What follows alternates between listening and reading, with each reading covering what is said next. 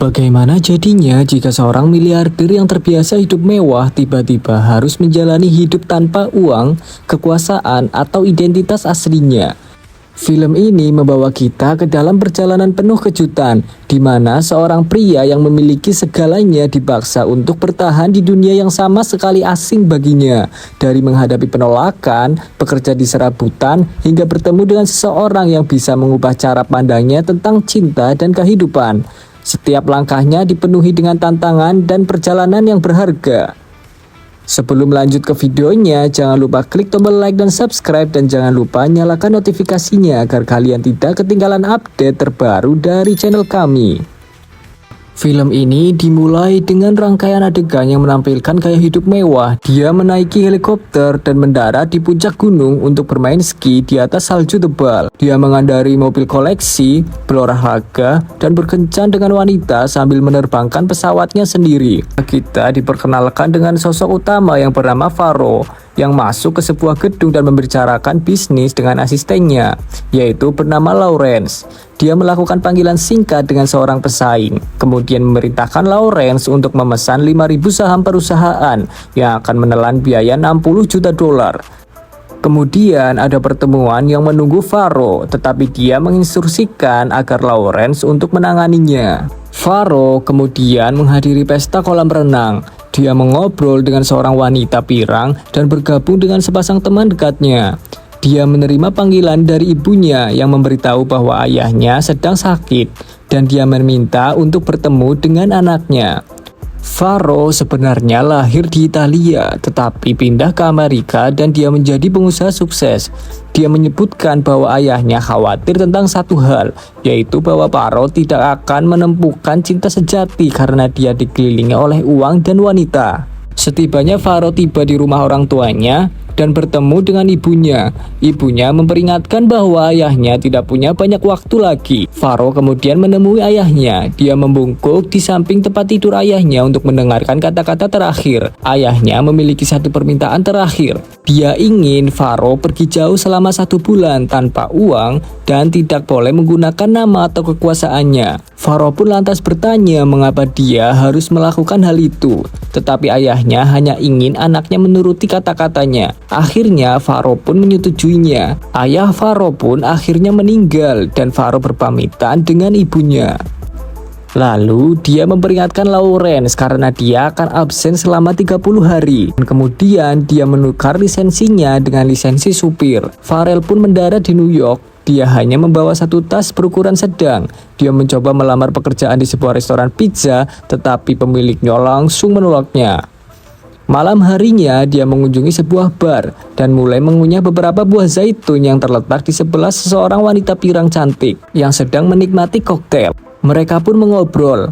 Faro memperkenalkan dirinya sebagai Cloud, yang sebenarnya adalah nama sopirnya, dan tidak memberitahukan pekerjaannya atau di mana dia tinggal. Wanita pirang itu pun merasa tidak tertarik dan meninggalkannya. Tetapi seorang wanita bertubuh agak gemuk yang bernama Peta menggantikan tempatnya. Dia tidak terlalu mengesankan tetapi cukup baik. Faro mengatakan bahwa dia tidak punya tempat tinggal untuk tidur malam itu. Lalu Peta mengajaknya ke sebuah penginapan. Ketika mereka tiba di tempatnya, mereka menemukan satu wanita lagi sedang tidur di sofa. Peta tidak menjelaskan siapa dia dan langsung mengirim Faro ke kamarnya. Tak lama kemudian, Peta menyusulnya dengan pakaian yang seksi dan dalam suasana hati untuk berciuman. Faro berbohong dengan mengatakan bahwa dia gay. Di tengah malam, Peta mendengkur keras dan Faro tidak bisa tidur. Dia berjalan ke ruang tamu dan menatap wanita lain, yang membuat wanita itu terbangun. Dia benar-benar menakutkannya dan akhirnya mengusirnya. Ketika Faro berjalan di jalanan dan 2 preman menyerangnya, dia melawan mereka dan berhasil memanjat tangga darurat. Preman-preman itu kehilangan jejaknya. Tetapi masalah muncul karena ada seseorang asing yang mengintip dari luar jendela. Polisi pun menangkap Faro dan menahannya semalaman. Dia pun tidur di penjara dan dibebaskan keesokan harinya karena polisi telah menangkap 2 preman yang menyerangnya dan ceritanya pun terbukti benar. Sementara itu di lain sisi ada wanita bernama Dian yang sedang berjalan di jalanan dan merasa dia diikuti. Dian pun akhirnya mengetuk pintu ibunya dengan merasakan panik dan masuk. Ketika sudah merasa aman, ibunya Dian pun tiba-tiba menjodohkan Dian dengan seseorang karena ingin putrinya mulai berkencan lagi. Tapi Dian tidak berminat. Faro yang menghabiskan malam dengan tidur di bangku taman. Dia hanya memiliki 50 sen di sakunya dan mencoba membeli hotdog. Uangnya pun tidak cukup, tetapi penjual hotdog memberikannya secara gratis. Sebuah mobil van kurir secara tidak sengaja menabrak Faro. Sopir muda yang bernama Fred membantu Faro dan mereka pun mengobrol. Faro pun menceritakan bahwa dia sedang mencari pekerjaan. Pekerjaan apa saja? Fred mengatakan bahwa salah satu kliennya sedang mencari seorang supir dan mengantar Faro ke rumah pria itu. Pria ini bernama Curtis, adalah seorang dengan perilaku buruk yang memperlakukan orang seperti benda, yang kebetulan sedang bertengkar dengan istrinya yang bernama Cat. Setelah mereka selesai, Faro berbicara dengan mereka dan Curtis memberitahunya bahwa dia akan melakukan berbagai tugas selain mengantarnya dan dia harus tinggal bersama keluarga tersebut. Faro membutuhkan pekerjaan itu, jadi dia pun harus menyetujuinya. Istri Curtis mengatakan bahwa mereka membutuhkan seorang untuk menjadi bartender malam ini dan mereka pun langsung memperkerjakan Faro. Faro pun menghabiskan malam itu dengan melayani tamu dan mencuci piring. Pada tengah malam, Curtis menyuruhnya mengantar salah satu tamunya untuk pulang. Dalam perjalanan, Faro menelpon Lawrence dan menginstruksikannya untuk memberikan bonus $5.000 kepada setiap karyawannya. Faro belum merasakan betapa pahitnya harus bekerja keras untuk uang. Faro pun kembali ke kamarnya, di mana Cat sudah menunggunya. Namun, tiba-tiba Nancy, putri Curtis, mengetuk pintu kamarnya. Cat bersembunyi di bawah tempat tidur dan Nancy masuk, mencoba berhubungan intim dengan Faro. Kini Curtis sendiri mengetuk pintu dan Nancy bersembunyi di dalam lemari. Curtis mencoba menggoda Faro, tetapi dia mengatakan bahwa dia memiliki kondisi menular dan membuat Curtis mundur. Curtis pergi lebih dulu, diikuti oleh Nancy.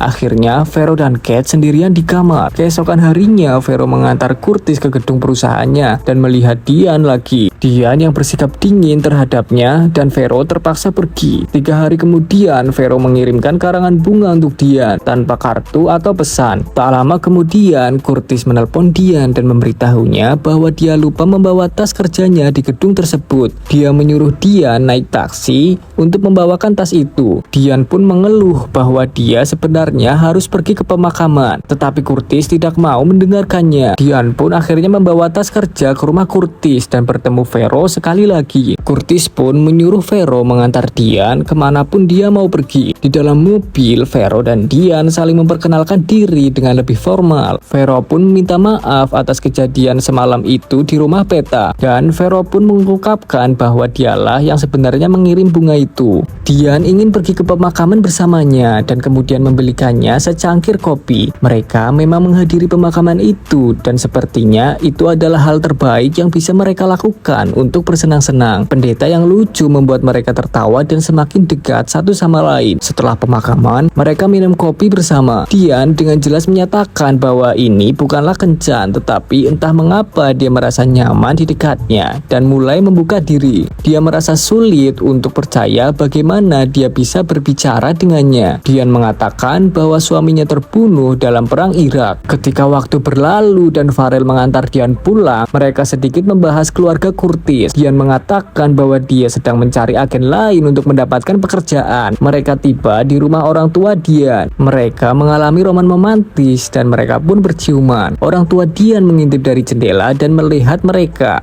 Farel dan Dian setuju untuk bertemu lagi ketika mereka memiliki hari libur berikutnya dan itu akan menjadi kencan yang normal. Beberapa hari kemudian hari libur Dian dibatalkan dan dia harus bekerja, tetapi hal itu tidak bisa menjauhkan dirinya dengan Faro. Dia pergi bersamanya dan mereka memeriksa beberapa apartemen yang telah ditugaskan Curtis untuknya. Nancy, seorang putri Curtis, datang ke kantor ayahnya dan memberitahu Curtis bahwa Faro masuk ke kamarnya untuk menggoda kepada dia. Curtis mengomel kepada Faro dan memecatnya. Dian sudah muak dan bertanya kepada Curtis mengapa dia harus begitu jahat kepada semua orang. Curtis pun menyebutnya dia bodoh dan Dian mengundurkan diri dari pekerjaannya. Faro dan Dian keluar dari gedung bersama dan Faro memberitahunya apa yang sebenarnya terjadi di rumah Curtis malam itu. Dian bertanya kepadanya di mana dia akan tinggal sekarang. Tetapi itu bukan masalah karena Faro telah dibayar. Dian mengundang Faro untuk makan malam bersama orang tuanya dan Faro menerima undangan itu. Makan malam itu ternyata menjadi situasi yang canggung.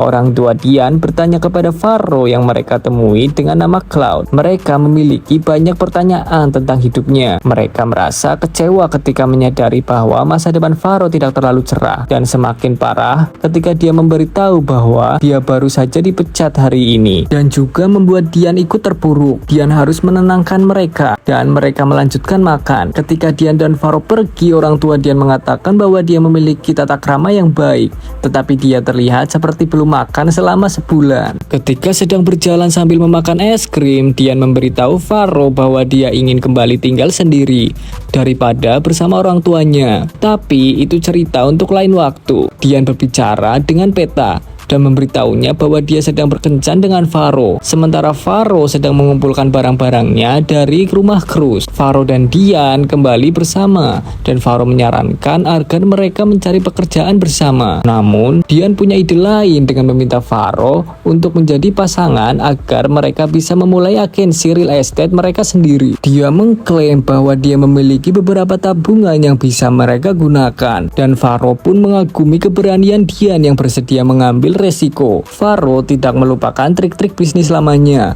dan menawarkan strategi yang lebih baik kepada Dian yang Dian terima dengan senang hati. Untuk merayakannya, mereka pun pergi makan malam dan menikmati koktail bersama. Mereka berbicara tentang perusahaan mereka, mencoba menemukan nama yang cocok untuk itu. Saat mereka kembali ke kamar mereka, mereka mulai berciuman. Namun Dian tidak mau melanjutkannya. Faro pun bertanya kenapa. Dian awalnya tidak ingin membicarakannya, tapi Faro mengatakan bahwa Dian bisa mempercayainya dan itu membuat Dian berubah pikiran. Dian mengatakan bahwa ketika suaminya meninggal, dia ingin tahu bagaimana detik-detik terakhir suaminya dan apakah dia sempat mengatakan sesuatu. Dian membuat beberapa panggilan telepon dan seseorang pria mengatakan padanya bahwa dia berada di sisi suaminya ketika suaminya meninggal. Dian bertemu dengannya, namun itu ternyata seseorang pembohong yang menyerangnya. Dian menangis mengingat kenangan itu dan Faro pun menghibur.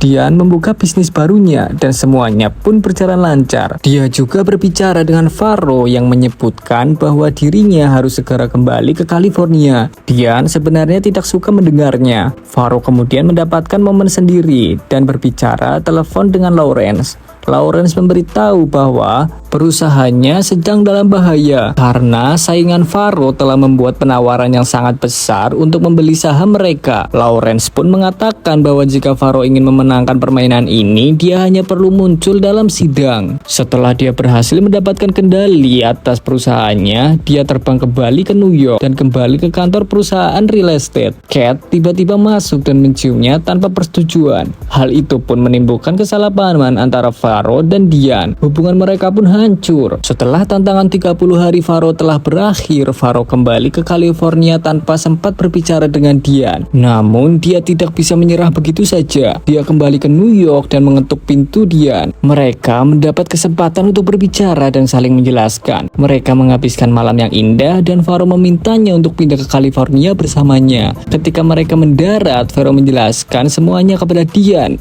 Dia menceritakan perjalanannya dan mengungkapkan identitas aslinya. Dian melihat seseorang pria yang baik dalam diri Faro. Dia memperlakukan karyawannya seperti teman. Pada akhir film, Dian mengatakan bahwa dia harus mencari pekerjaan. Faro memiliki ide lain. Dia ingin berbagi segalanya dengan Dian. Karena ini adalah pertama kalinya dia benar-benar merasakan cinta sejati. Dian bertanya apakah ini caranya melamar? Memang benar, keduanya pun menikah dan hidup bahagia selamanya. Film berakhir dengan pasangan yang baru menikah dan para tamu yang berpasangan berjalan menuju pintu keluar gereja. Dengan contoh dari kedua orang tersebut, kesimpulannya adalah bahwa uang bisa membeli apa saja yang kita inginkan, tetapi tidak dengan cinta sejati. Terima kasih sudah menonton video ini sampai akhir. Tunggu video selanjutnya di konten-konten selanjutnya.